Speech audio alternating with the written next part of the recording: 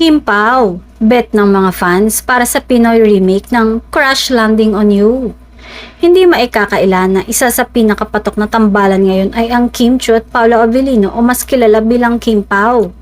Matapos ang kanilang matagumpay na pagsasama sa iba't ibang proyekto, muli na namang umaarangkada ang kanilang pangalan online.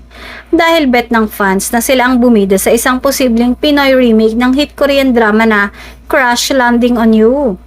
Sa social media, dagsa ang komento ng mga supporters na nagsasabing bagay na bagay kay Kim ang karakter ng isang mayamang babae na mapapadpad sa isang kakaibang mundo.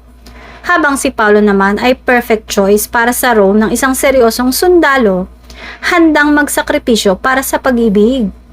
Nag-viral pa ang hashtags na #KimPao-Chloe Remake na umabot sa trending topics.